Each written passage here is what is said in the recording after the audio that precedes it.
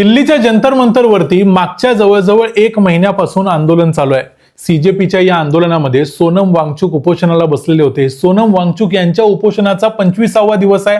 त्याचबरोबर सीजेपीच्या आंदोलनाला आतापर्यंत 34 दिवस पूर्ण झालेले आहेत। आता हे आंदोलन फक्त दिल्लीपुरतं मर्यादित राहिलं नाही। या आंदोलनानं संपूर्ण देशभर भडका घेतलाय आणि अक्षरशः देशातल्या प्रत्येक राज्याच्या राजधानीमध्ये हे आंदोलन आता पोहोचलेलं आहे। हे आंदोलन इतकं व्यापक आणि विस्तृत होईल याची कल्पना सरकारला देखील आलेली नव्हती। त्यामुळे सरकारनं 20 जुलैला जे काही केलं, जो काही लाठीचार्ज केला, अश्रुधुराच्या नळकांड्या फोडल्या आणि काही ठिकाणी तर असा दावा केला जातोय की पॅलेट गन चालवल्या। आता या गोष्टी घडल्या न घडल्या, पॅलेट गन बद्दल बोलतोय, पण अश्रुधुराच्या नळकांड्या आणि लाठीचार्ज मात्र झाला, त्यामुळेच हा भडका उडालाय। आणि अशीच काहीशी गोष्ट 2011ला देखील घडली होती। 2011ला सरकारनं, त्यावेळेच्या काँग्रेस सरकारनं हे आंदोलन याच्यापेक्षा ठीक पद्धतीने हाताळलं होतं, पण तरी देखील ते आंदोलन संपूर्ण देशभर पसरलेलं होतं आणि त्या आंदोलनानंच 2014 साली काँग्रेसच्या पतनाचा खड्डा खणला। या आंदोलनाचा जो परिणाम झाला, अशीच काहीशी गोष्ट भारतीय जनता पक्षाच्या बाबतीत यावेळेला घडते की काय? किती योगायोग आहेत, कोणकोणते योगायोग आपल्याला हे सांगायचा प्रयत्न करतायत की हाच तो अण्णा मोमेंट आहे जो भाजपसाठी परत एकदा आलाय। नेमकं काय काय सध्या देशभरात घडतंय, कुठं कुठं काय काय चाललंय, कसे सेलिब्रिटीज एकाच वेळेला आता यामध्ये उतरलेले आहेत जे मागच्या 12 वर्षापासून शांत होते, सगळं कसं घडतंय ते बघूया आजच्या या व्हिडिओमध्ये। मी आहे रणजित यादव आणि तुम्ही पाहताय द मराठी बाणा। 2014ला सत्तेत आल्यापासून भारतीय जनता पक्षासमोर एवढं मोठं चॅलेंज आजपर्यंत कधीही आलं नव्हतं। अशा प्रकारचं व्यापक देशव्यापी आंदोलन या अगोदर कधीही झालं नव्हतं। अनेक पक्षांनी अशा प्रकारचा प्रयत्न जरी केला असला तरी काँग्रेसला देखील ते कधी जमलं नव्हतं। एवढा महत्त्वाचा जोरदार मुद्दा त्यांच्या जवळ नव्हता। त्यामुळे हे बीजेपीसाठी चॅलेंज यासाठी असणार आहे कारण बीजेपी आतापर्यंत जे सत्तेत आलाय तो सत्तेत याच लोकांच्या जीवावर आलाय।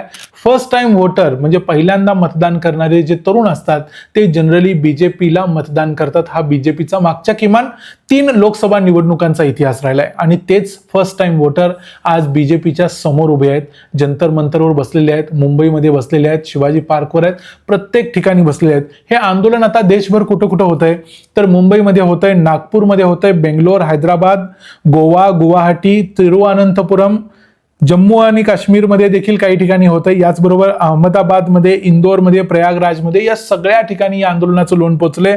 या आंदोलनामध्ये पटना जी बिहारची राजधानी आहे तिथं तर एवढ्या मोठ्यानं आंदोलन झालंय, तिथं लोकांच्या वरती लाठीचार्ज झालाय, तिथल्या पोलिसांशी लोकांची झडप झालेली आहे।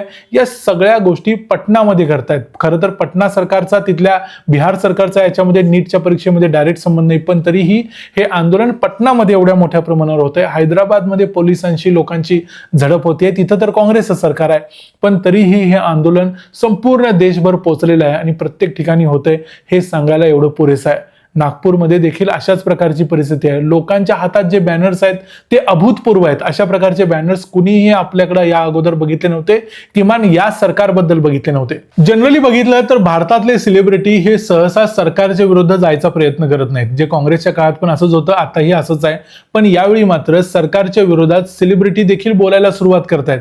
म्हणजे सलमान खान सरळ एक स्टेटमेंट देतोय जे सलमान खाननं आजपर्यंत कधी केलं नव्हतं। सलमान खाननं सांगितलं हा जो पेपर लीकचा मुद्दा आहे तो सिरियस इश्यू आहे आणि याचं राजकारण कुणीही करायचा प्रयत्न करू नये असं सलमान खान बोललाय, जो आजपर्यंत कधीही हे बोलण्याचं धाडस करू शकला नव्हता। याच्या नंतर जर बघितलं तर ऋतिक रोशन यांना सपोर्ट केलाय सोनम वांगचुकांना।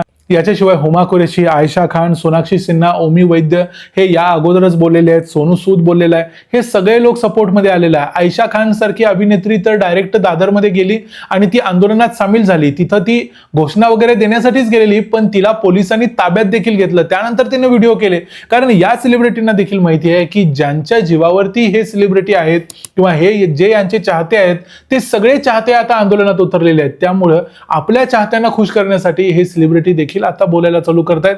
हे सेलिब्रिटी एका वेळेला सगळे बोलायला चालू झाले, याचाच अर्थ हे आंदोलन एवढं मोठं पसरलेलं आहे की इथं आता सरकारच्या विरोधात गेलं तरी परवडणार आहे हे या सेलिब्रिटींना माहिती आहे, म्हणूनच ते बोलायला चालू झालेत. अशीच गोष्ट 2011ला देखील झालेली होती. म्हणूनच म्हटलं जातंय की 2011ला जे अण्णा आंदोलन झालं होतं याच आंदोलनाची ही पुनरावृत्ती आहे जी सीजेपीच्या रूपानं होते. 2011ला नेमकं काय घडलं होतं तर असंच घडलं होतं. एक पार्टी होती जी पार्टी कुठलीही रजिस्टर्ड नव्हती. इंडिया अगेन्स्ट करप्शन ही एक मुवमेंट होती, चळवळ होती. इंडिया अगेन्स्ट करप्शन साठी अण्णा हजारे ज्यांचा इंडिया अगेन्स्ट करप्शनशी काही संबंध नव्हता ते उपोषणाला बसले. जसं सोनम वांगचुक यांचा सीजेपीशी काही संबंध नसताना ते उपोषणाला बसले.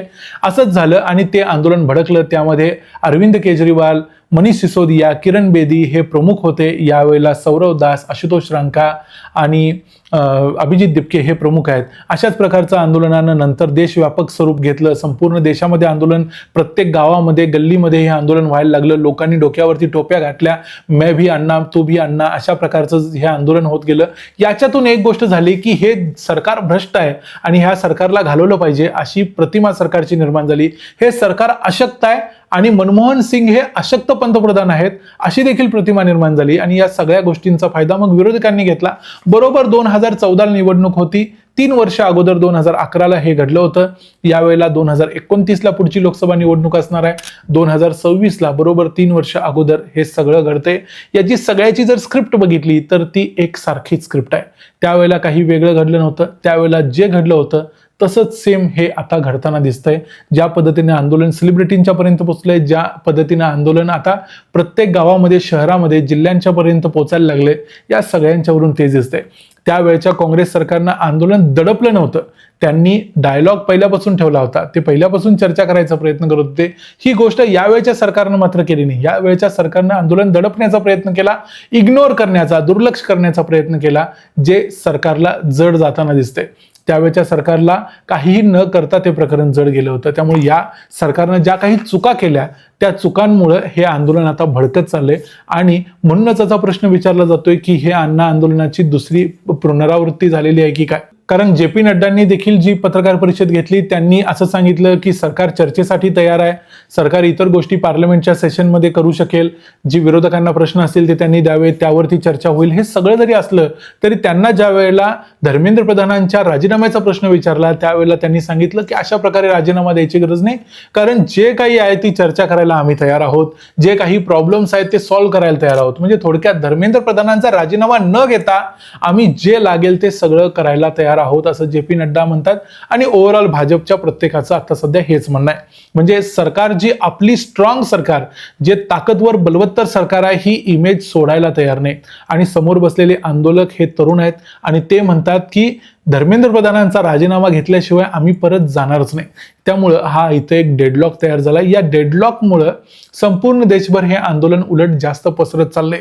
हे आंदोलन अगोदरच मिटवता आलं असतं जर सरकार सोनम वांगचुक यांच्यापर्यंत पोहोचलं असतं तर 20 जुलैच्या अगोदरच हे आंदोलन शांतपणे मिटलं असतं. पण हे आंदोलन कदाचित भडकावं अशीच सरकारची इच्छा होती की काय असं आता वाटायला लागले. पण या सगळ्यातून एक झालंय की अण्णा आंदोलनाची पुनरावृत्ती परत एकदा व्हायला लागली आहे आणि कदाचित बीजेपीच्या पतनाची ही सुरुवात ठरू शकेल असं देखील आता बोललं जाते. कारण बीजेपी मागच्या 12 वर्षात त्यांनी अशा प्रकारचं कुठलंही आंदोलन कधीही फेस केलं नव्हतं जे त्यांना यावेळेला पहिल्यांदा करावं लागतंय. या संपूर्ण गोष्टीबद्दल तुमचं काय मत आहे? तुम्हाला काय वाटतं? खरोखर हे अण्णा आंदोलनाची दुसरी आवृत्ती आहे का? या आंदोलनामुळे बीजेपी अशक्त होईल का? कारण बीजेपी म्हणजे काँग्रेस नाही. बीजेपीकडे एक काडर आहे, एक बेस आहे. बीजेपीकडे एक हिंदुत्वाचा मुद्दा आहे जो बीजेपी कधीही काढू शकते. ज्या हिंदुत्वाच्या मुद्द्यावरती बीजेपीला मतदान करणारे लोक या देशात आहेत असं काँग्रेसकडे कधीही नव्हतं. काँग्रेस अनेक वेगवेगळ्या मुद्द्यांवर निवडणूक लढवत असली तरी त्यांच्याकडे असा एक डेडिकेटेड वोटर कधीही नव्हता. त्यामुळे बीजेपीला खरोखर सीजेपी तेवढं डॅमेज करू शकेल काय जे इंडिया अगेन्स्ट करप्शननं किंवा अण्णा हजारेंनी त्यावेळेला काँग्रेसला केलं होतं?